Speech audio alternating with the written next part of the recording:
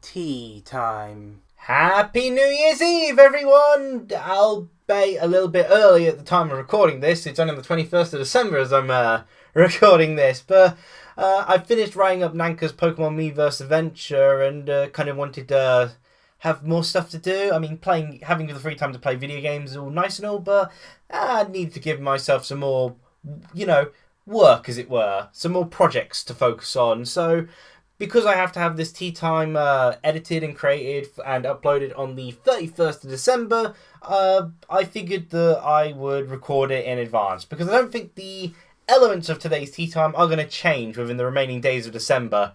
In any case, let's first talk about the tea for today. As I said, it's the 21st of December's tea. I've pulled out from my English tea shop calendar. And it is Christmas cake, a black tea.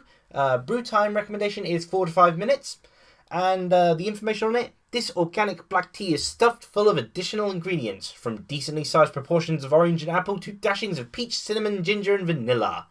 And I've brewed it for 4 minutes. I'm having it black for this first try.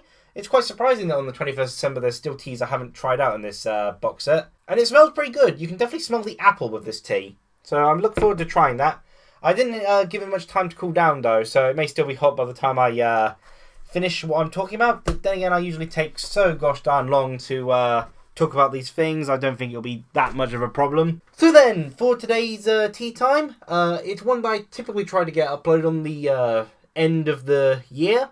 And that is Souldin's anticipated 2019 games. So this is going to be a top 6 list, but it is going to cover the games that I'm most looking forward to going into 2019. For all I know, games could be announced that could, interest me more than some of these between, the 21st of December and the end of the year, but I don't think that's very likely. For instance, they could announce, say, Child of Light 2, which has been rumoured and hinted at to be in the works. Or they could, Sneaky Ninja could finally get a firm release date because there's only like one guy working on that game. So, I've been really looking forward to playing that on the Wii U. So, but these are, games which are more set in terms of their release. They know a little bit more about them. Like, they're not just like, the rumors are hinted at. These are games that have at least had something shown off of them that I will be talking about today. So then, number 6, my 6th most anticipated game of 2019. So far, Final Fantasy Crystal Chronicles Remastered.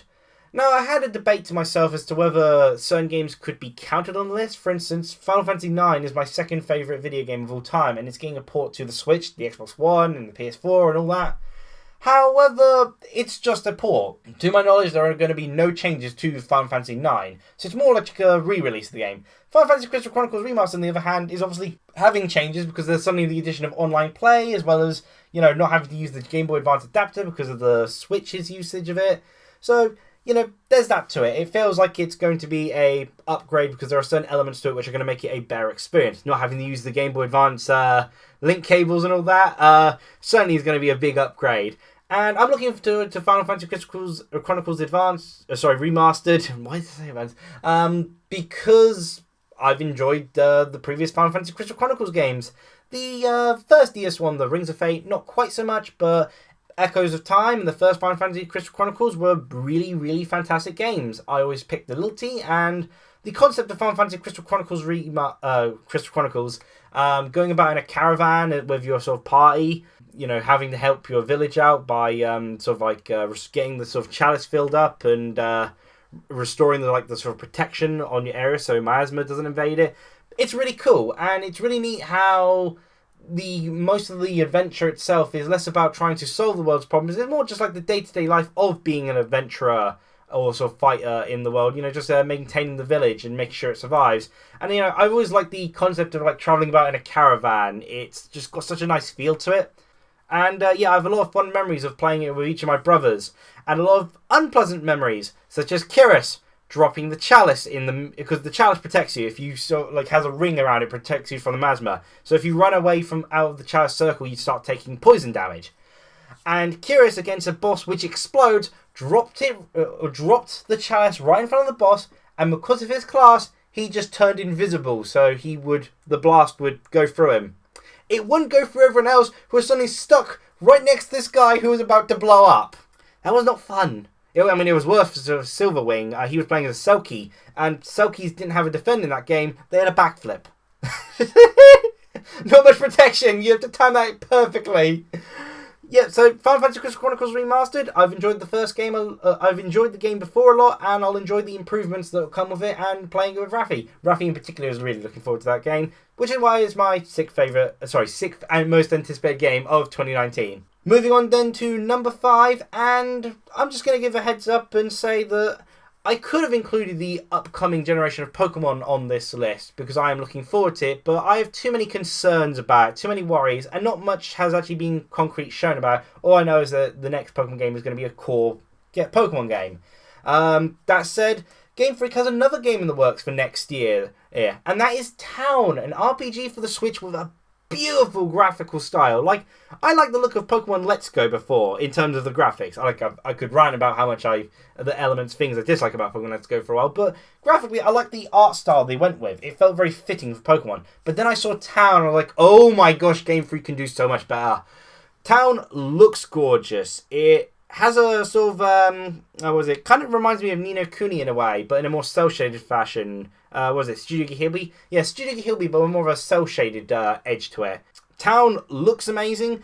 It apparently is an RPG taking place in a single setting, and your sort of various party members actually consist of whoever happens to be near you at the time, really, getting like the difference of residents. So like there's a whole sort of element to it as to well, at least from what I can tell from the first trailer, as to where you pick a fight with the monsters invading the village. It's this monster's going to be weak to, say, axes, for instance, I'm guessing.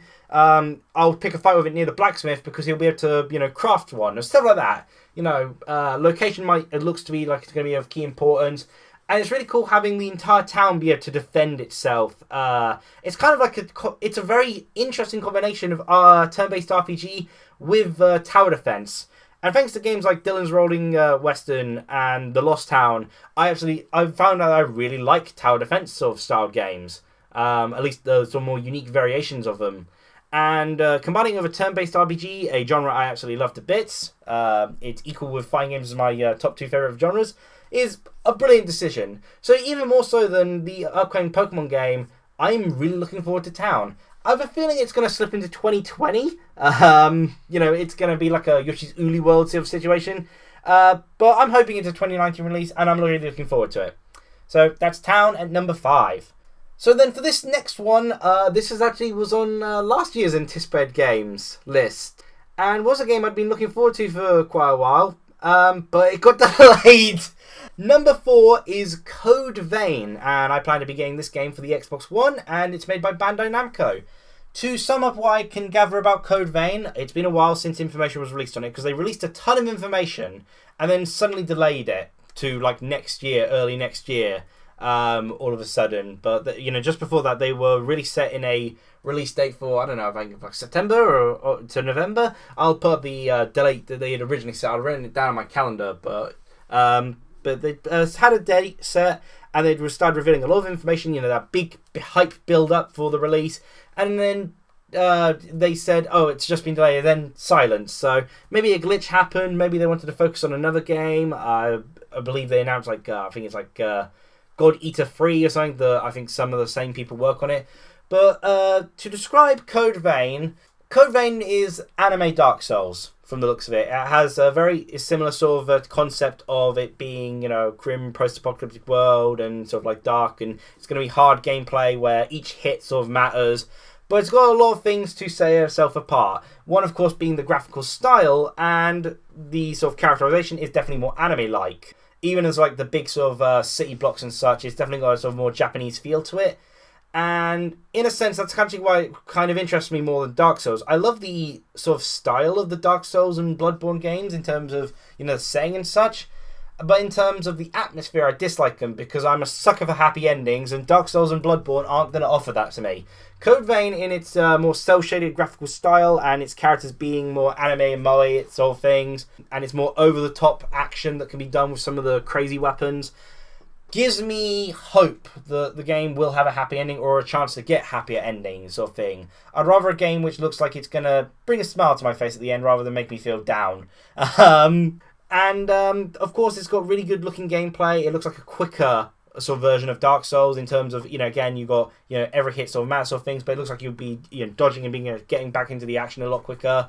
The vampire stuff is rather interesting, and the blood mechanic, and I can't remember again all the sort of plot details because it's been a while, but a lot of interesting things, and the character customization looks really good, and I'll have a fun time doing a Souldin short start of Code Vein, starring Nanka, of course. I'm really looking forward to that. But yeah, it's been looking like a really fun game, and it's like, this is going to be a lot of fun. I'm needing some more games on my Xbox One, so yeah, I was really looking forward to playing that this year, but then suddenly it got delayed. But on the other hand, though, that's partially a good thing, because of that delay, I decided, I'm going to purchase Soul Calibur 6 instead, then, as I wait for it. And, yeah, Soul Calibur 6 is fantastic, so... and also provided me a Souldin short start. So, I guess it has its benefits. It didn't get in the way of me playing Soul Calibur 6, so... Hopefully, when it comes out next year, it won't be in clashing with another game, and I'll be able to fully enjoy Code Vein on its own. Speaking of games I'm planning to get for the Xbox One, but are in fact multi-platform, my number 3 choice would normally be higher, but I guess I've got slight concerns with it. I've in fact covered entire tea time to express my concerns. But on the other hand, recent developments and things they've been doing seem to suggest that it's less of a worry than I was initially thinking. Number 3 on my list is Dead or Alive 6. I'm a big fan of Dead or Alive, even though I've only played the last 3 entries of the main fighting game series. I played Dead or Alive 4 first of all on the Xbox 360, and whilst it was flawed, I was charmed by its gameplay mechanics and its sort of simple and easy to get to sort of fighting system, even though Dead or Alive 4 was gosh darn hard with the AI, which was apparently an intentional thing, expecting you've played the previous Dead or Alive games. So the fact that Dead or Alive Dimensions give a nice smooth easing into the game, and Dead or Alive 5 was just utterly fantastic with a lot of the elements to it. Shame there was no sort of arcade mode with story elements to it, but the story mode was corny as heck, so it was hilarious to go through. It still had arcade mode, which the main purpose was to unlock costume after costume, and it had a ton of characters, all that were a lot of fun to play with. Yeah, so Dead or Alive 6 naturally really appeals to me. In terms of fighting game mechanics, it might actually be my favourite. It's a nice simple system which doesn't rely on meter.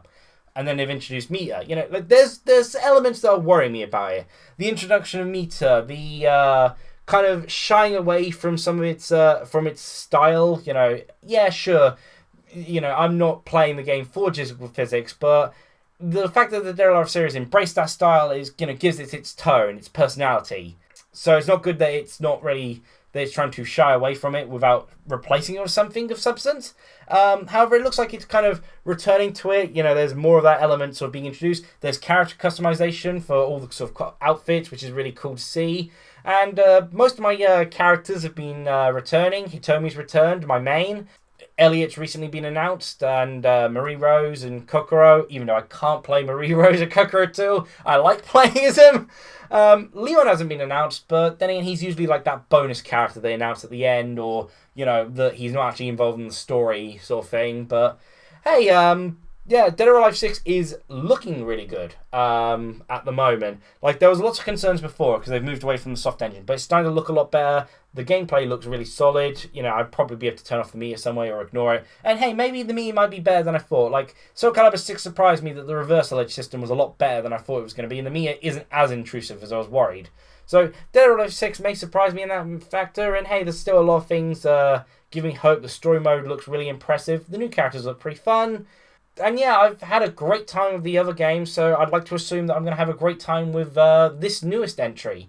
It's actually been something I've been looking forward to for a long, long while, the latest Dead or Alive. It's a shame it's not on the Switch so that I could actually practice fighting games on the go, but hey-ho, it's on the Xbox One, gives me something to play on the Xbox One, and the Xbox One's control, unlike a case with the Wii U gamepad, where the Wii U gamepad is my favourite sort of controller in terms of comfort, when it comes to Switch versus Xbox One, I'd rather go with the Xbox One's controller. So, yeah, Dead or Alive 6 is probably better off there to get more enjoyment out of controlling the game in of itself. So, yeah, I'm really looking forward to Dead or Alive 6, of course, and that should be coming out just before my birthday. So, hey, I've got a birthday present there.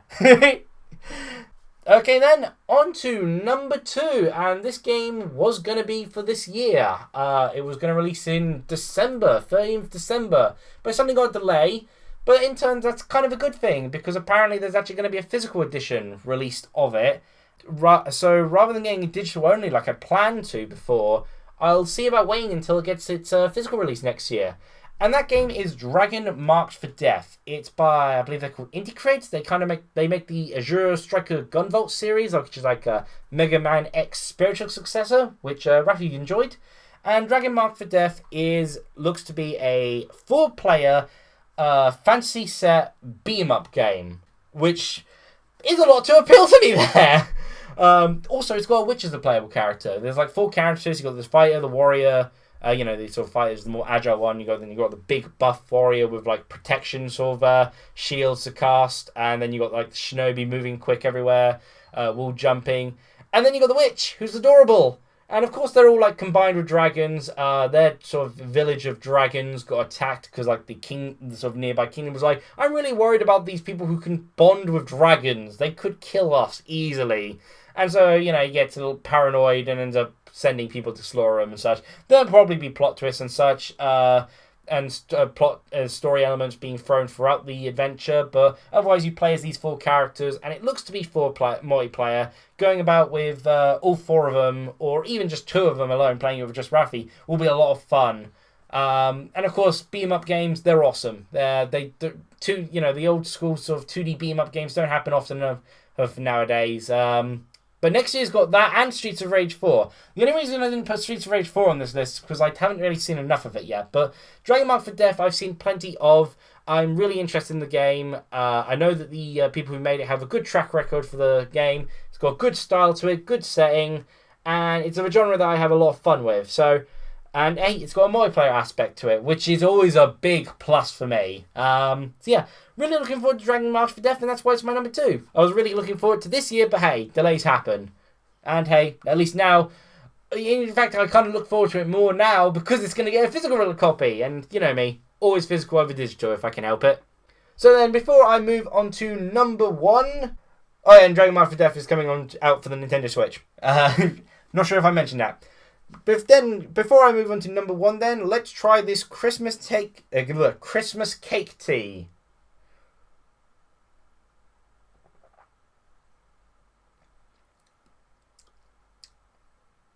Ooh.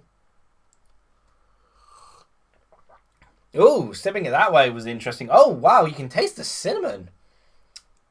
And if you're not a fan of beer drinks, you might not like it quite so much. It's got a nice beer punch, rather short. It's got a nice but short-lived beer punch. Then the apple kicks in. The apple is what you can smell a lot of. I can't really get the orange of it. It's probably the orange is what makes it slightly sweeter.